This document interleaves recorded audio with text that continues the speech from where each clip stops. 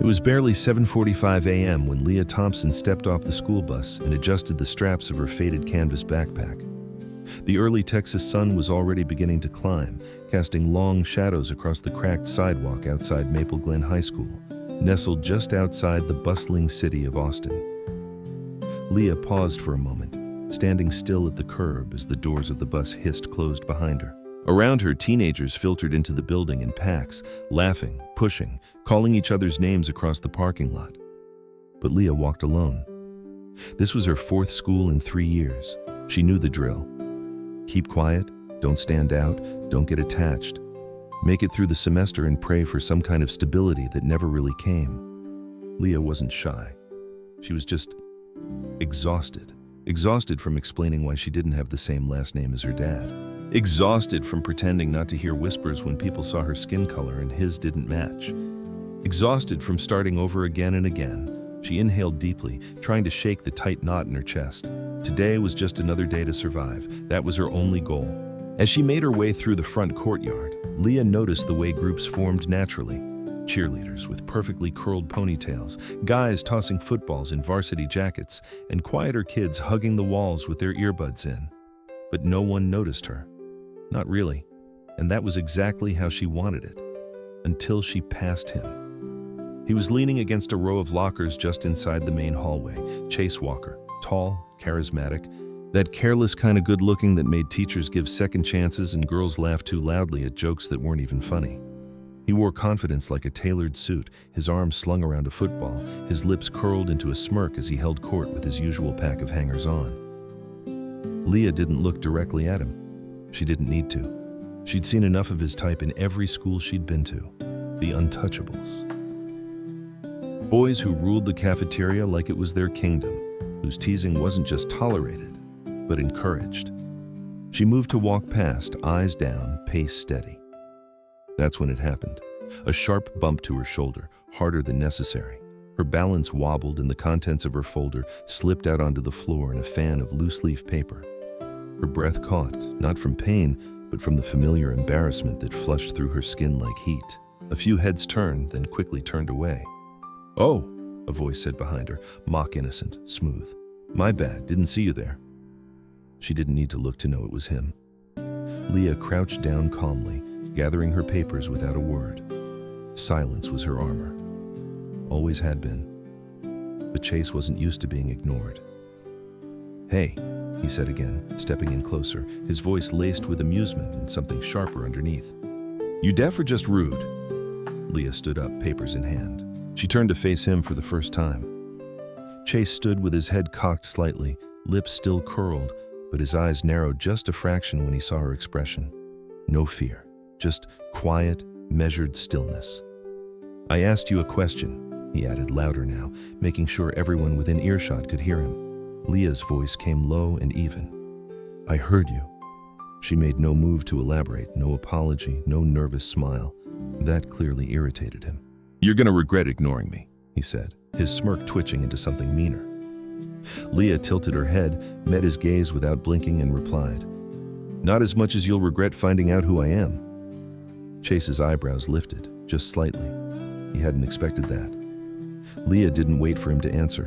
She turned and walked down the hall like nothing had happened, like he didn't matter. And for a guy like Chase Walker, that was worse than any insult. Somewhere down the hall, a bell rang. Students shuffled toward their classes, but the air around Chase remained still, like the moment hadn't passed.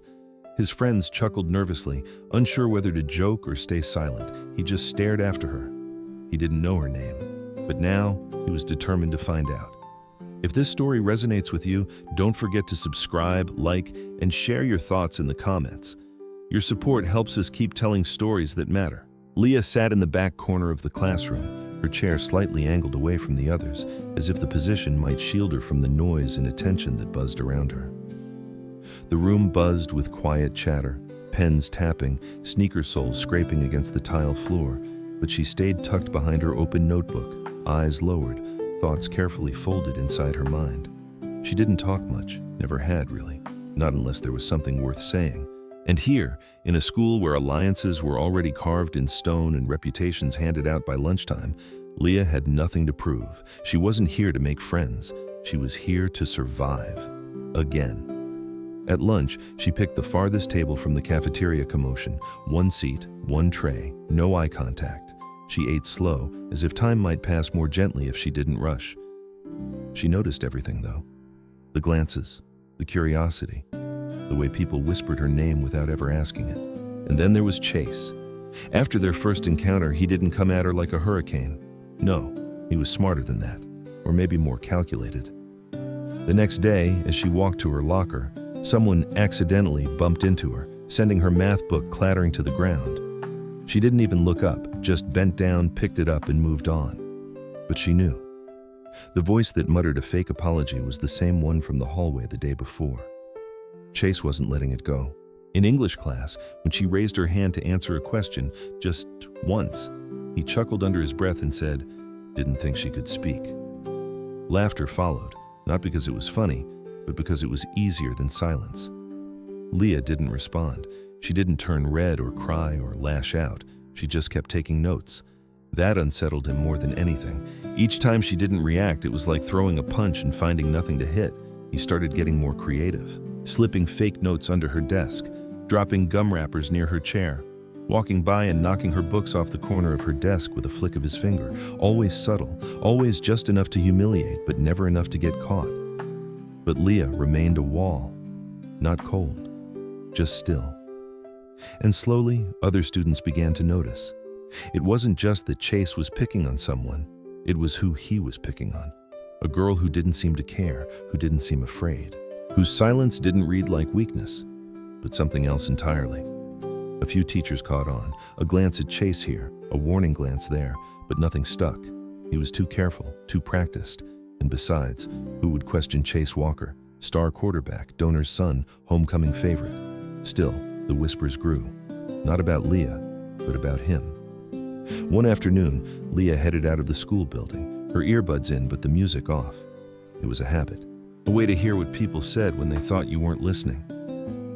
She moved through the fading sunlight, the yellow buses lined up like sentinels waiting for their cargo. As she stepped around the corner of the admin building, Chase was already there, waiting, alone. He pushed off the brick wall and approached, hands in the pockets of his varsity jacket, eyes narrowed not in menace, but curiosity. "You're hard to read," he said, standing a few feet in front of her. Leah didn't stop walking. She stepped past him, heading toward the bus. "You act like you're better than us," he called after her. She paused, just long enough to turn her head slightly. Her voice came soft but clear. "No," she said. "I just don't think hurting other people makes anyone better." He laughed, too loud, too sharp. "You really think you're some kind of saint?" She didn't answer, didn't give him what he wanted. From behind her, she heard footsteps, his friends approaching. A couple of them snickered. One nudged Chase's shoulder like it was a game. But Chase didn't laugh with them. He just stood there, watching her retreating back, jaw tight. He wasn't used to this feeling, not being in control, not being the one who made others shrink. And yet, there she was, still standing tall, still untouched. It gnawed at him. That night, Leah sat in her room, fingers tracing the edge of a paperback book she'd already read twice. She wasn't surprised by Chase's behavior. She'd seen it in different schools, with different names, different faces. Boys who thought cruelty was a kind of charisma. Girls who followed them not out of love, but out of fear of being next. But this time was different. Because Chase didn't just want to embarrass her, he wanted her to break. And that was one thing she'd promised herself a long time ago. She might have to move schools, might have to rebuild again and again. But she would not break. It happened on a Tuesday. The hallways of Maple Glen buzzed with the usual between-class noise, lockers slamming, sneakers squeaking, half-shouted conversations echoing off linoleum floors. Leah was making her way to third period, her books balanced neatly in her arms, when she rounded the corner and saw it. Her locker. It had been ripped open, its contents gutted. Not just scattered, but soaked, completely drenched. Pages of notebooks clung to the tile floor like wilted leaves, swollen and ruined. Her textbooks were slashed with permanent marker. One had been ripped down the spine. And across the inside of her locker door, in thick red ink, were 3 words, sharp and crude. "Go back home." Around her, students slowed. Some stopped. A few laughed quietly behind hands. Others stood still, watching, not helping, not speaking, just watching like it was a show and she was the main act. Leah didn't flinch. She didn't gasp or cry or scream. She simply set her books down and crouched. With slow, deliberate movements, she gathered what she could: papers, notebooks, the few pens that hadn't rolled far. She didn't try to clean the ink. She didn't bother reacting to the looks. Her hands moved calmly, as if she were cleaning up spilled coffee, not a hate-filled mess meant to humiliate her. A teacher appeared eventually, asked what had happened. Leah shrugged and said, "I don't know, maybe someone made a mistake." The teacher frowned, looking from the ink to her face, but said nothing more. No one got called to the office. No one was held accountable. But Chase watched. From across the hall, half hidden behind a group of students, he watched her. His smirk had started to wear thin lately, and now it slipped even more. She wasn't cracking. And worse, people were noticing. At lunch, Leah sat in her usual spot, alone near the windows. But this time, her table wasn't ignored. A few students glanced over, a couple whispered. A girl from chemistry class gave her a quick, sympathetic smile before turning away. Later that day, as Chase and his friends lingered in the locker room, wiping sweat from their faces after practice, one of them muttered, "Man, that girl. She's not even fighting back. It's weird." Another chimed in, less amused. "Yeah, and people are starting to like her more than you. Even Coach said something about her being grace under fire or whatever." Chase scoffed, tossing a towel into the hamper. "She's playing everyone. Quiet girls always do. It's some sympathy trick." But even as he said it, he could feel it slipping, the control he used to have, the way everyone used to laugh on cue, follow his lead. Now, people were starting to question. And the worst part? Leah wasn't even trying. She was just being. And it was working. That afternoon, Leah walked out of the school building a little later than usual. She took her time, partly because her books were heavier with water damage, partly because the hallways had thinned, and she liked the quiet. She stepped onto the sidewalk, the sun dipping low behind the trees, painting the world in gold and burnt orange. Then she heard it, a low, rumbling engine, slow, steady, the kind of sound that made people turn their heads. A matte black muscle car, sleek, silent, and serious, pulled up to the curb. It didn't honk. It didn't flash its lights. It just stopped. The driver's window rolled down, and there behind the wheel was a man with a shaved head, dark aviators, and a jawline made for movie posters. His arm rested casually on the window, one hand on the wheel, and even without speaking, his presence was magnetic. Mr. Stone, her father. Leah didn't rush. She didn't wave. She simply walked over, opened the passenger door, and slid in. "Let's go, kid," he said with a low, even voice. And they drove off. Simple as that. But the silence that followed in the parking lot was anything but simple, because several students had seen, and one of them was Chase. He stood frozen near his own car, backpack slung over one shoulder, mouth slightly open. His friend leaned in, whispering, "Dude, was that?" Chase didn't answer. He was still staring, because it was familiar, too familiar. That face, that car, that voice. Whispers started to bloom through the student body before the last bus had even pulled away. "Isn't that guy from those action movies? Wait, is she related to him? No way, that was her dad? Was that Mr. Stone? Like the Mr. Stone?" By the next morning, it was everywhere. Rumors ricocheted through the halls like wildfire. Who was Leah Thompson? Why had she never mentioned her father? Was she famous? Was she rich? What was the story? Some said she was adopted. Others claimed she was his niece. A few insisted they saw him in a car commercial last year. But Leah said nothing. She arrived like always, quiet, alone, purposeful.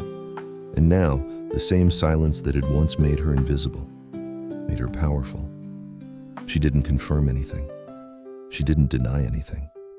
She just walked the halls with her head up, and for once, no one dared to bump her shoulder. Chase, meanwhile, was unraveling. He didn't like not being the center of attention. He didn't like that the school he had once ruled was now full of people whispering her name instead of his. He confronted one of his friends at lunch. "They're only paying attention to her because of that car," he said, biting into his sandwich with unnecessary force. "Maybe," his friend replied, "but also, She just never breaks. That's kind of badass. Chase's jaw tightened. He didn't get it. He'd done everything, taunted her, humiliated her, trashed her locker, and now she was the one everyone talked about with respect. She hadn't fought him, but somehow she was winning. The whispers never quite died down, but Leah didn't feed them. She didn't correct the wild guesses flying through the halls, didn't confirm or deny who Mr. Stone really was. She didn't bask in the attention, didn't change how she dressed or where she sat. Her silence, once seen as strange or weak, had become something else entirely, commanding, and it drove Chase Walker crazy. The spotlight that once followed him around like a faithful dog had shifted. People still smiled at him in the halls, still laughed at his jokes, but the laughter came half a second too late now. And when Leah walked into a room, heads turned for reasons he couldn't control. She never looked for power, but somehow she'd taken it from him just by being still. He couldn't understand it, couldn't stand it, so he did the only thing he knew how to do, fight louder. 2 days after the car incident, Chase stood in the center of the cafeteria at lunch, where he knew everyone could hear him. He didn't even wait for a setup, just stood, hands planted on the lunch table, voice rising over the dull roar of conversation. "You all act like she's something special just because she got picked up in a fancy car," he said, laughing like it was ridiculous. "Come on, she doesn't even talk to anyone. She walks around like she's better than us, like the rest of us are beneath her." A few chuckles echoed from his table, but more eyes turned toward Leah, who sat as always at her corner table. Quiet, composed, spooning yogurt into her mouth like none of this touched her. "She can't even look people in the eye," Chase went on, voice sharpening, desperate now. "Maybe she thinks we're not good enough for her. Or maybe she just knows that if she ever had to speak up, everyone would see how empty she really is." More silence now. The room had quieted. The laughing had stopped. Leah slowly set down her spoon. She stood, not quickly, not dramatically, just stood and turned to face him across the lunchroom. Her voice wasn't loud, but it didn't have to be. "You keep talking like I owe you something," she said evenly. "But maybe the real problem is, you don't know who you are without fear." It hit the room like a dropped pin in a church. Students blinked, looked at each other, looked at Chase. Chase opened his mouth to speak, but nothing came out. Leah sat back down, opened her book, and didn't say another word. 2 days later, the storm came. It started before first period. Students gathered near Chase's locker, murmuring, blocking the hallway like something sacred or scandalous had just appeared. Taped to the front and sides of his locker were screenshots, dozens of them. Color printouts, message threads, group chats, private DMs. His name was on every one. At first, it was petty gossip, jokes made at other students' expense. But then it got worse. Racial slurs, sexist comments, cruel insults about classmates who had learning disabilities, broken families, thrift store clothes. Some messages mocked teachers, calling one washed up, another desperate, one even accused of favoritism based on body shape. The worst part? The timestamps. They weren't old. They weren't from when he was a freshman or middle schooler. They were from the past 2 months, recent, active, intentional. By the time Chase arrived, the crowd was already filming. He elbowed his way through, face reddening as he reached his locker. His eyes flickered over the images, some familiar, others he had clearly forgotten about. Then came the panic. "Who did this?" he shouted. "Who printed these? This is illegal. It's a violation of privacy." No one answered. One by one, his friends stepped back. Some turned away entirely. A few slid into the crowd, pretending they'd never stood beside him. He yanked the papers down in clumps, his breath ragged, but the damage had been done. Behind him, footsteps approached. He turned. Leah, calm as ever, her face unreadable, her eyes locked on his. She didn't say anything at first, just stood there, hands at her sides, posture relaxed. Then, softly, "You wanted attention." She stepped forward. "Now you have it." He pointed at her, his voice shaking now. "You did this. You hacked me or whatever. You've been planning this from the beginning." Leah shook her head once. "I didn't have to do anything," she said. "You did it all yourself." He stared at her, searching for some weakness, some crack, but there was nothing. No gloating, no triumph. Just truth. "People don't need to fight back," she added, her voice low, "when the truth does it for them." She turned and walked away, and no one followed him. That afternoon, a counselor escorted Chase to the office. Disciplinary hearings would follow. There were whispers of suspension, even expulsion. But more than any punishment, it was the silence that followed him that day, the hallway that used to part for him now closing in, the stairs he couldn't meet, the teachers who didn't smile, the classmates who no longer laughed when he passed by. He had once ruled this school. Now, he couldn't walk its halls without feeling like an imposter. Leah never claimed victory. She didn't need to, because the truth didn't just win. It revealed. And that was enough. The late afternoon sun poured soft gold across the dashboard as the car cruised down the quiet back roads of suburban Austin. The engine's familiar hum was steady, grounding. Leah sat in the passenger seat of the matte black Charger, her bag tucked by her feet, the last echoes of the day settling into silence around her. She leaned back into the seat, her shoulders finally relaxing. Mr. Stone glanced over at her. His sunglasses reflected the open road ahead, but behind them, she knew his eyes were on her, steady and searching. "Well," he said, his voice low, "did it work out?" Leah let out a breath when she hadn't realized she'd been holding all week. Then slowly, she nodded. "I didn't need to fight back," she said, her voice soft. "I just waited." Mr. Stone's grip on the steering wheel eased. He gave a small, almost imperceptible nod, the kind of gesture that held more weight than applause. "That's my girl," he murmured. For the first time in what felt like months, Leah smiled. It wasn't a wide, triumphant grin.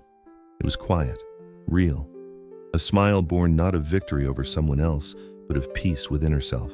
The kind that said, "I didn't lose myself to win."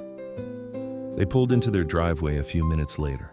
The house was modest but modern, tucked behind a line of trees that gave it privacy from the noise of the street. As Leah stepped out of the car, she paused by the door. "Do you think he'll ever come back from this?" she asked, not looking up. Mr. Stone shut the driver's door with a soft thud. He took a moment before answering. "Maybe," he said, "but not as the same person." Leah nodded again. Then they both walked inside. The next day at school, the world felt different. The buzz was still there, whispers in the hallways, glances in the cafeteria, but it had shifted, no longer sharp or judgmental.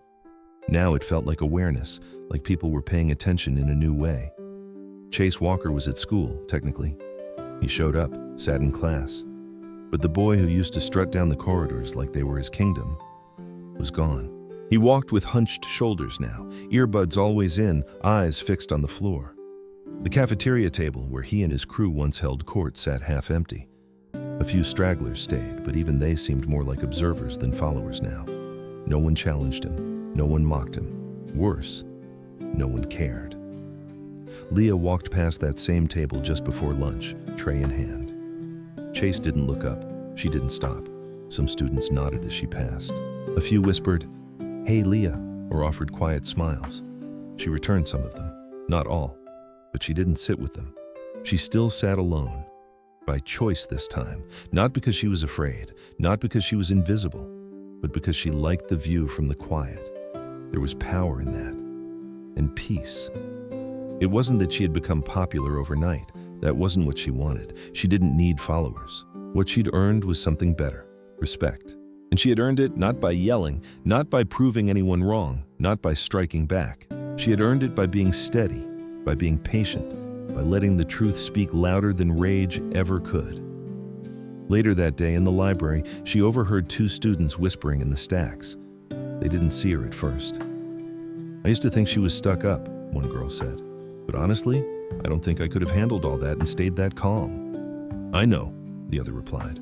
"She didn't even post about it or anything. She just handled it." Leah didn't interrupt. She simply stepped away before they noticed her. She wasn't collecting compliments. She was collecting moments, proof that people can change, even if only a little. By the end of the week, Chase had stopped coming to lunch altogether. Rumor was his parents had pulled him out to finish the semester remotely. Some said it was embarrassment, others said it was strategy. Either way, his name slowly faded from the gossip mill, replaced by tests, weekend plans, and upcoming football tryouts. But Leah remained, walking those halls, wearing her silence like a crown, and somehow commanding more attention with her calm than Chase ever had with all his noise. A junior girl once passed her in the stairwell and blurted, "You're like, scary in a good way." Leah had smiled at that because maybe she was, not scary like a bully, but scary like someone who couldn't be shaken, who couldn't be forced into a corner, who didn't need to raise her voice to be heard. The truth was, not everyone apologized, not everyone changed. Some students still avoided her, not out of cruelty, but out of guilt. They remembered laughing at Chase's jokes. They remembered not standing up, and that shame lingered. Leah didn't hold it against them, because her fight had never been against them. It had always been with herself, to stay steady, to stay kind, to not become what tried to break her. That was the real strength. A few weeks later, on a Wednesday morning, she opened her locker and found a folded note tucked between her books. No name, just a scribbled sentence in shaky handwriting. "Thank you for showing me what real strength looks like." She folded it quietly and placed it in her backpack. And that afternoon, as she sat under the oak tree by the far edge of the football field, her favorite quiet spot, Leah felt something shift in her chest. Not relief, not even pride, peace. She never raised her voice, she never threw a punch. But somehow, she taught the entire school what strength really looks like, because real strength doesn't need to be loud. It doesn't show off. It doesn't crush others to stand tall. Sometimes, it looks like a girl sitting alone at lunch choosing silence over spectacle. Sometimes, it's a steady breath when someone wants you to break. And sometimes, it's the choice to walk away, not because you're weak, but because you know your worth doesn't live in anyone else's approval. Leah never asked to be anyone's example. She didn't want a spotlight, but when it found her, she didn't flinch. She showed everyone that you don't have to fight fire with fire. You can fight it with patience, with dignity, with truth. And maybe, just maybe, she left something behind in that school hallway, not just a memory, but a mirror. A mirror for every student who once stayed quiet out of fear. A mirror for every teacher who dismissed the quiet ones. A mirror for every bully who thought power came from making others feel small. Because in the end, Leah didn't just change the way people looked at her, she changed the way they looked at themselves. And that kind of strength, that kind doesn't fade when the school year ends. It stays, it echoes, long after the whispers stop, long after the noise is gone. That's the kind of strength that rewrites stories. And quietly, powerfully, Leah did. If you believe kindness is strength and patience is power, don't forget to subscribe to Heart Touch Stories. Share this story with someone who needs to hear it. We all have a Leah somewhere in our lives, and sometimes we just need a reminder of what quiet courage can do.